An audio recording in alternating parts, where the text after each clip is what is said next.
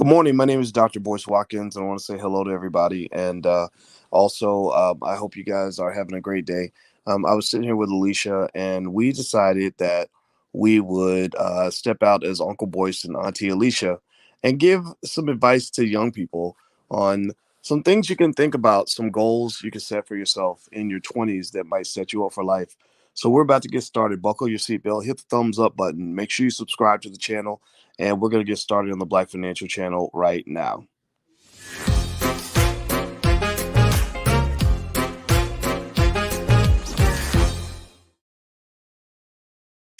Good morning to everybody, and good morning, Alicia. Good morning, everyone. So we are sitting here, and we were just sitting here thinking about how so many young people just get such terrible advice, and then it suddenly hit us. Wait, I have a PhD in finance, and you have a PhD in social work. So why don't we give like the masculine feminine balance of advice that we would like for you to have if you're in your 20s? And it could probably apply if you're in your 30s or 40s. I mean, life kind of stays the same. You just get older. And so this is mostly on the financial tip.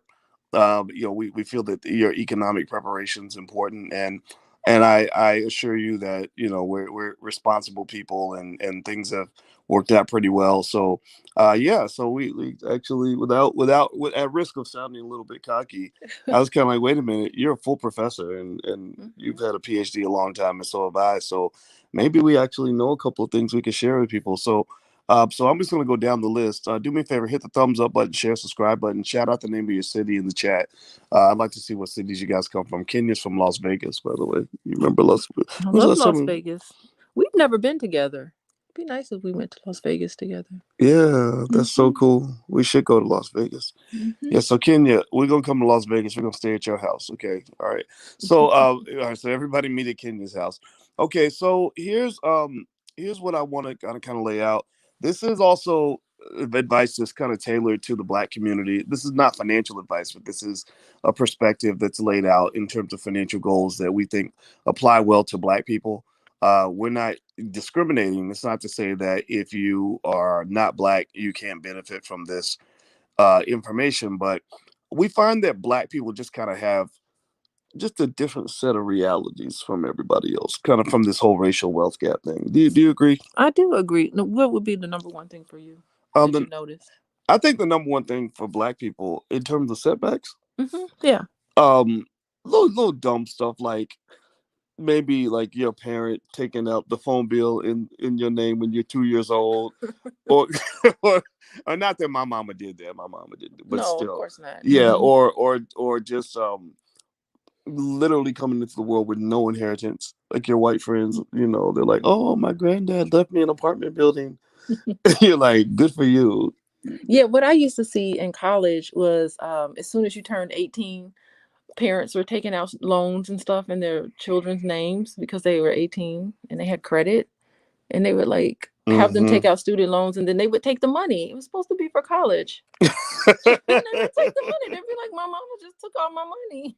I got Yeah, no money for college." yeah. Like I think that being Black is just unique. Like you got to do a different set of financial acrobatics when you're Black. Give me a yes or no if you guys understand what we're talking about. Like I think that being Black is different. So that means Hmm. that like I saw this white guy who was saying that by the time you're 30, you're supposed to have $66,000 in your investment portfolio.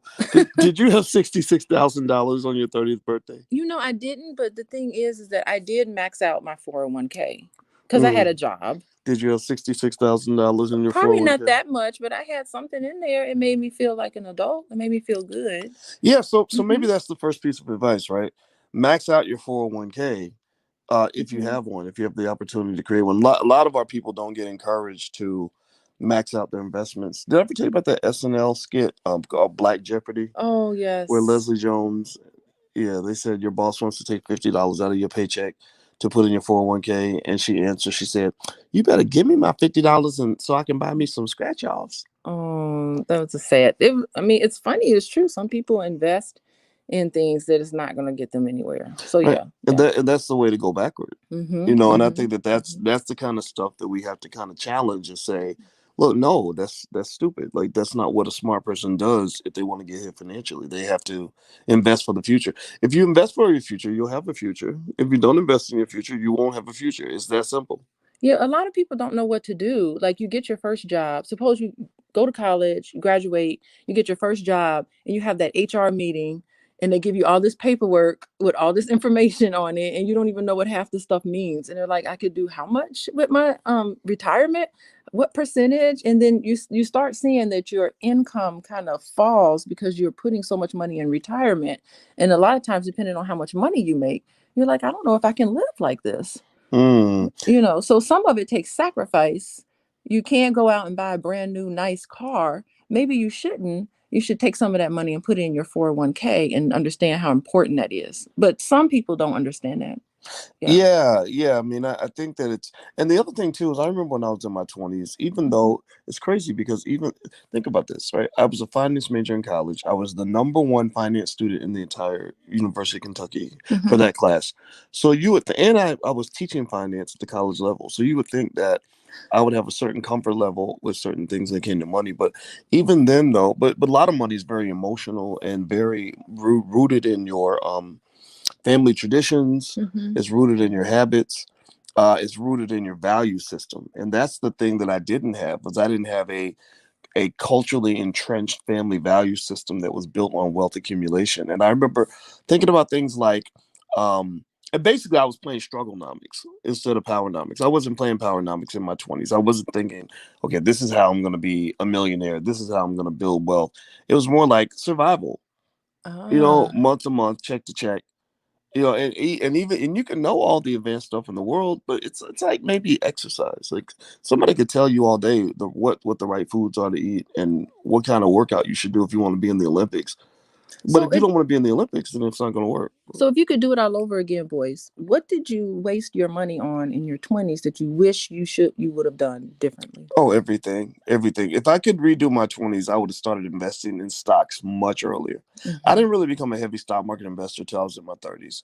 But if I could do it over again, I literally would have started investing in the stock market when I was 12. And you were a finance major and you Yeah, didn't even yeah. do I that. knew it was all theory.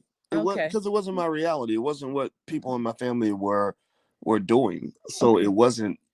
It's like something white people did.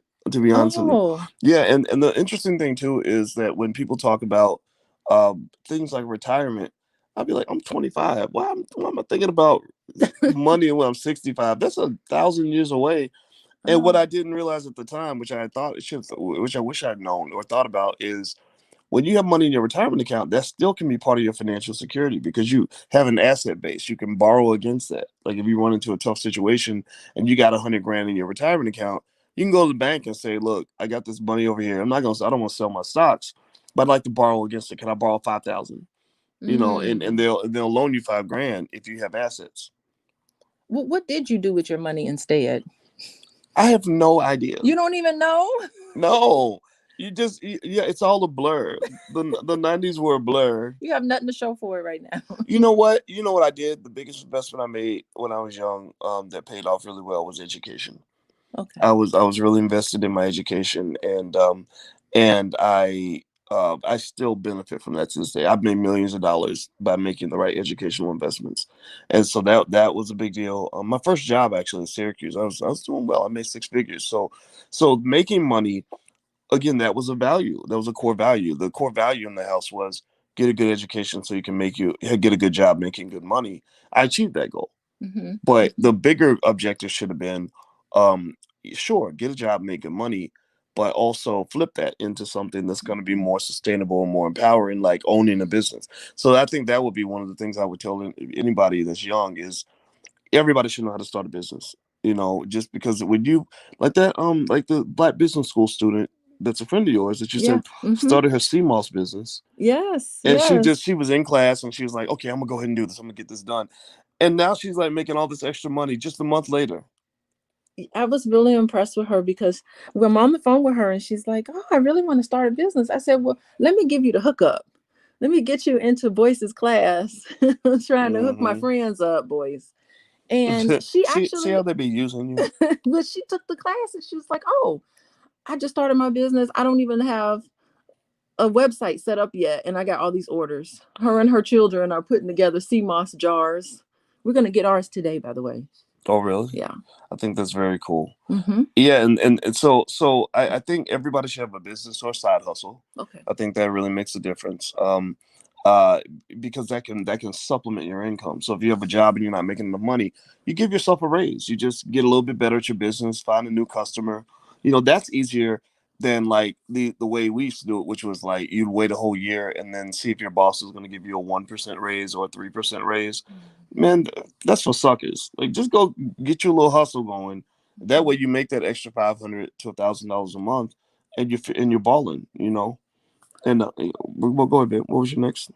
No, I was just gonna ask you what else should people in their 20s do? Oh, okay. I think everybody should try to own property. I think owning property should be a core value. Like my buddy Nuri Muhammad out of the Nation of Islam, he did a great speech today where he was talking about how they call it real estate because it's real. That's the only asset that's really real, and that's a real statement because stocks and bonds. It's like pieces of paper that represent ownership in companies, and it's not that it's not real, but when you get into the whole rabbit hole of fiat currency and the devaluation of the dollar and all that, or even cryptocurrency, which is a bunch of bytes and bits that allegedly claim that you have this wealth, it gets real weird. Almost like funkadelic. So it doesn't mean you should invest in those things, but I think real estate is just kind of solid. You can sink your teeth into it. So like I believe the ownership of property. Well, that's gonna depend on your credit, right? Yeah. So Uh that's huh. another that would be another tip I would give is take care of your credit score. If your credit score is in the toilet, don't give up on yourself. I think that's what I've seen people do that. That's what I did. You get to the point where your credit's so bad where you're like, man, who It cares? don't make no sense. Right. Get out of It's like that sick person who knows they need to go to the doctor, but they don't. too far Um, gone. yeah, yeah. And they're just like, whatever. I'll just, and you just each day, you're like, well, I don't have to go to the doctor today. And then the next day, you're like, well, I don't have to go today. And then before you know it, 3 years have gone by, and whatever that little issue is that the doctor could have fixed pretty fast, you didn't address it. So now it's a serious issue. So I think addressing the credit, like just confronting it and at least understanding your report, challenging everything that's on your credit report, and then also seeing what you can do, you know? As you're talking, I'm reminded how important it is to be able to delay gratification. Like people just I want to go on this vacation today. Mm, I want to get my hair done, get my nails done. I want this nice outfit. I want my fake eyelashes. I want to look fly today. And it's like you spend so much money investing in the moment right now. It's like you don't have any money for the future. So mm, it seems like that's the biggest thing to do in your 20s. What do yeah, you think? yeah. Well, I my slogan in my 20s was I'm gonna spend a few years living like nobody else will, so I can spend the rest of my life living like nobody else can. Ah, And that's what got me through school because I was in school a long time, you were in and I school. wanted to, yeah, I wanted to, I wanted to have a good life, and only way I knew how to do it at that time was through education. So I said, okay, I'm gonna get a lot of it because that was a core value, you know. And plus you're super brilliant and smart and you know, that's your Oh, that's your place. thank you. You're so nice to me. I don't deserve it. Okay, so hit the thumbs up button, by the way. So let's keep going. So a few other. So I would say if I was to run down a quick list to young people, I would say one, get a side hustle or business. Those are the great best ways to make money. Two, try to own property if you can. If you can't own it, at least read a book about it or watch some videos, and so that when you do get the money, you'll know what to do. Three, if they offer you a retirement account, you want to max that sucker out so you can have some money long term and build an asset base. Four, credit score. Take care of your credit. Try to improve it. At least confront it. Find out what the issue is. Challenge some things on the report. Get on the phone with bill collectors. Learn how credit reports work. Things like that. Also, I think just as far as bonuses, investing in your skill set, I think is really important. Whether that is formal education or really now online education is a very big deal.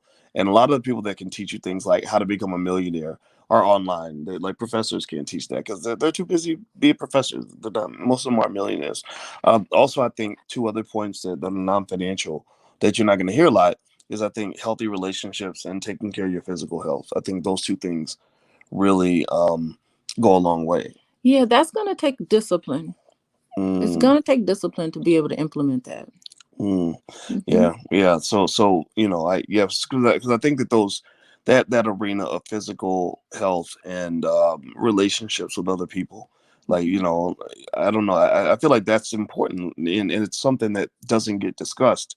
But if you're doing really well financially and all your relationships are a mess, or you don't take care of your health, your physical, mental health, then it's going to kind of ruin everything. Well said, boys. Well, thank you, baby. I Thank you. agree. Yes. Thank you. Okay, so anyway, we're gonna get out of here, guys. And by the way, the Black Wealth Bootcamp, we meet every Thursday. So if you'd like to join the Black Wealth Bootcamp, there's the URL on the screen, blackwealthbootcamp.com. So jot that down if you'd like to take a look and join us. Also, here's a free lecture you can have right now. It's a 100yearfamilyplan.com, and that is where I basically put together this plan on how you can become your own family bank. You've heard the concept of infinite banking. Well, because my PhD's in finance, I kind of twisted some of the um, theory so that it fits Black people and what we actually need to do. So this is something you're not going to read in a textbook, but it's something I put together for you. So, and it's totally free. So you can go to 100yearfamilyplan.com. If you could, please hit the thumbs up button, share, subscribe button if you haven't done it yet. And I hope you guys have a great day. Thank you for listening. Say goodbye. Bye bye, everyone.